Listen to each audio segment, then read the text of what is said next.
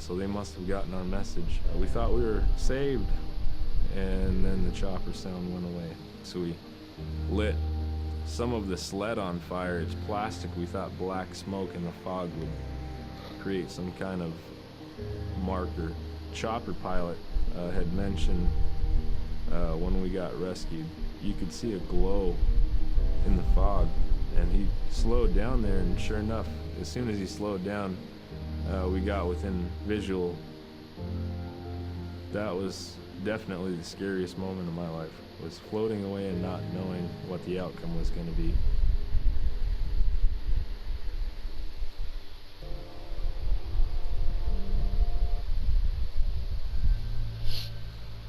We're very much aware of the climate change, and it's been for many years, even before climatologists were noticing this change. Inuit were already saying, "Sila alan moktok." Our climate is changing. If the heat is going the way it is right now, for us it's going to be pretty bad. Different birds are coming, and they're coming earlier, and sometimes rain is more than what we want, because when there's more rain, we know it's going to melt the permafrost. In my time as a young whaler, when I was 9 years old, we're hunting from ice that was about 25 feet thick. And there was giant icebergs already floating, coming by. That was the first signs of a changing climate. Ice that never broke before was now moving. Now, here it is 50 years later, we're hunting whale from ice that's 18 inches thick. There's no more thick ice. It's creating a malfunction in our whaling season, is what it is. Actually, more than that, all seasons in general. I think we are more scientists than more people will realize. We have more knowledge of those things than people will ever know.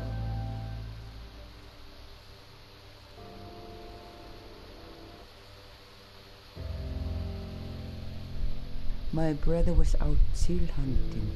He got attacked from behind and managed to grab his knife and save himself. When he came to realize, oh no, it's a mother.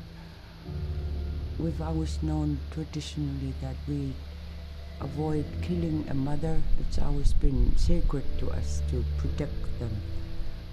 He had to present himself to the council, and so he was given the job to mother the baby, and we kept it.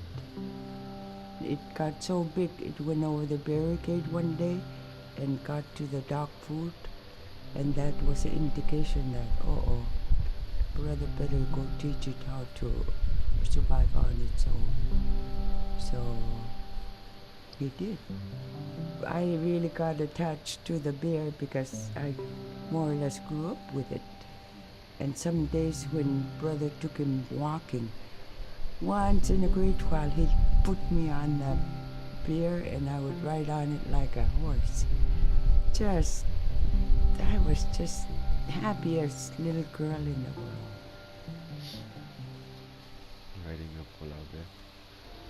That's interesting. Subsistence lifestyle.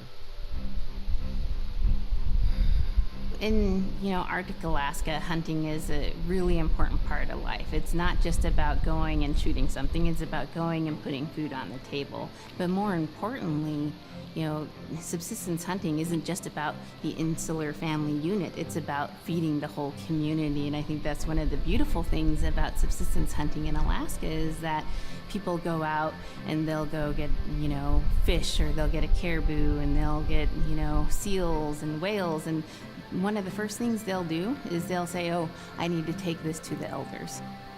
This isn't just about one individual surviving or one family surviving, it's about the whole community. We didn't just go out and kill and put in a freezer. It's like a ritual that I learned from my parents. It's all about relationship. I don't know, I think there's a lot of camaraderie involved.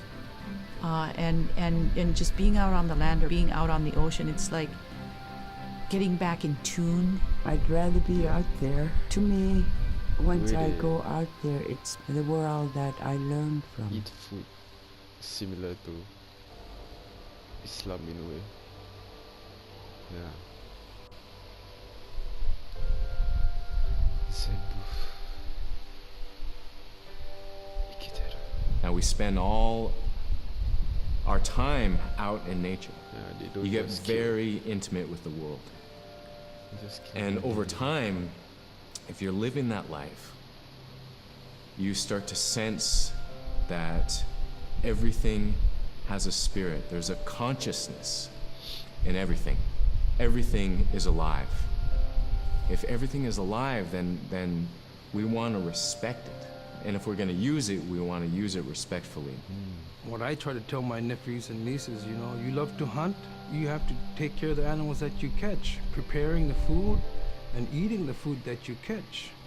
Water provides you. The ice brings you life. It provides all those things that you need to be a part of your life.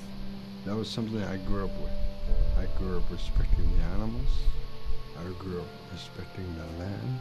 And that, to me, that is why we as Inupiaq, as an Inupiaq culture, as an Inupiaq people, is why we're so successful.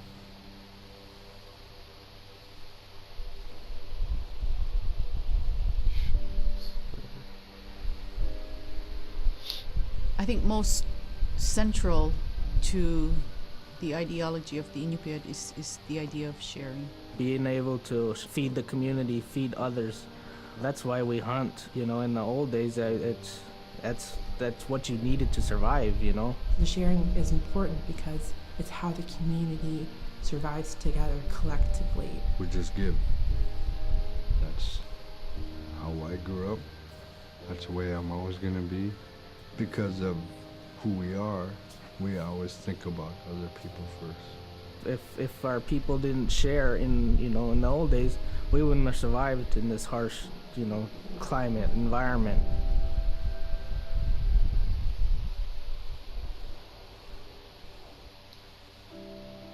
King Island. Big Timid, Little Timid, and King Island. And in those three islands are the stepping stones to get to America. So King Island is this absolutely beautiful place off the coast of Alaska. And if you can imagine being on this really kind of rocky island that kind of shoots up from the water to these cliffs, and then all of a sudden you see these stilts, and then you look up and there are these houses. They were built on the cliff up high because of the ice. Being an island in the Bering Sea, you have ice that's being pushed by the winds onto the island. So it's going to pile up 50, 60 feet high. Structures are still there today, and people have returned to King Island. It's a growing community as the people return back to their island.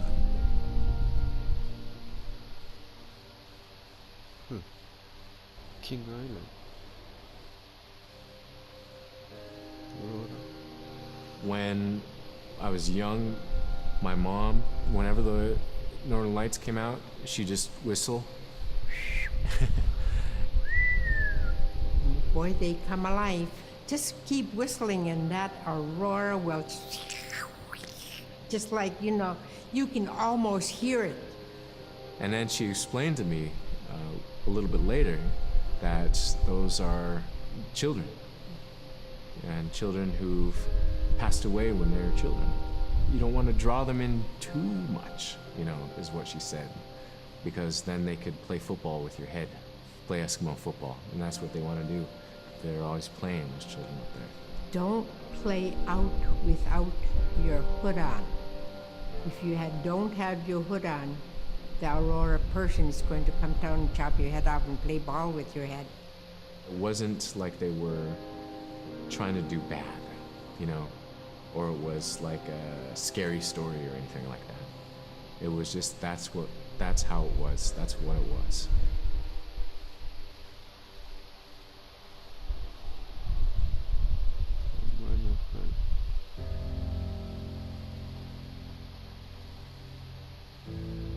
In the month of November, there's no sun. So during that dark time, we travel by the light of the moon. It's quite different. Everything was silver and black. Toward the horizon, we could see where caribou are because their body heat flowing upward, and we could see it glowing in the moonlight against a dark horizon where there's no stars. If somebody yelled, you could know who yelled from where the sound came from, but specifically where that cloud of their breath went up and it glowed in the moonlight. So that was a good time to travel. It was very surrealistic. And so things that were dark objects look very close, and white objects look very far.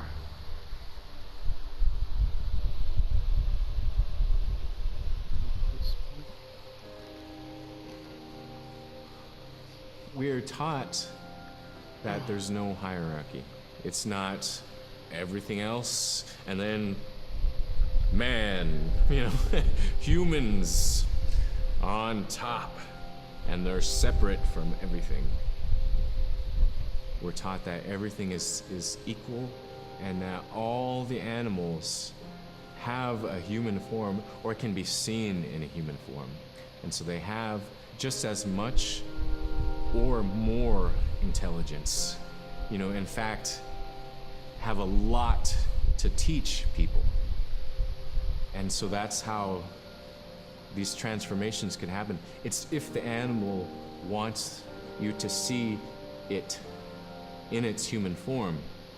There's a story where a man comes up to an ice hole, and then realizes there's another man in his parka that's got stuck in the net, and is just stuck like that. Oh, can you let me out? Please help me, And so then he lets the man out, but then realizes that was actually a seal. That was a seal man. And just because that seal wanted that help, that seal allowed itself to be seen in human form.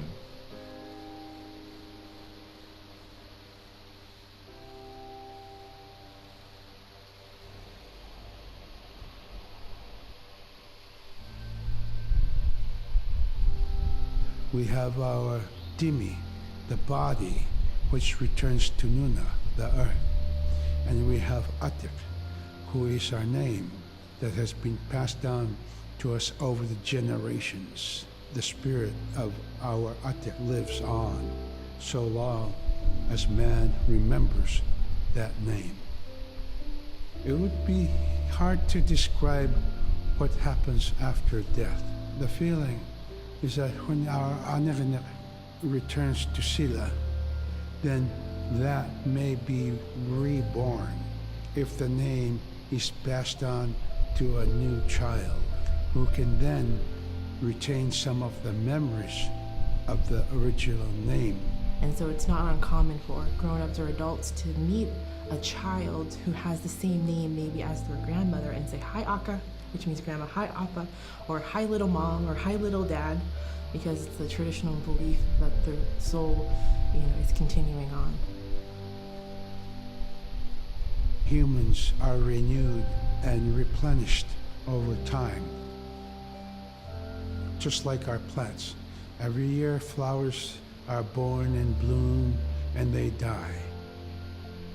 Next year they are born again.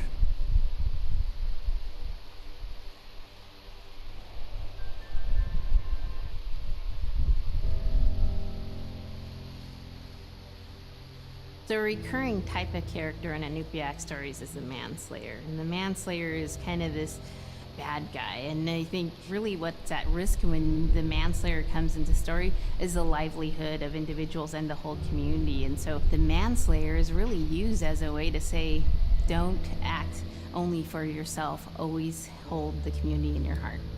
Oftentimes in these stories, there is one person that will stand up.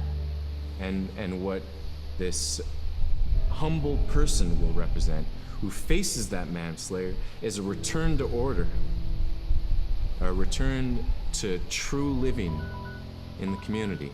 And it just takes that one person.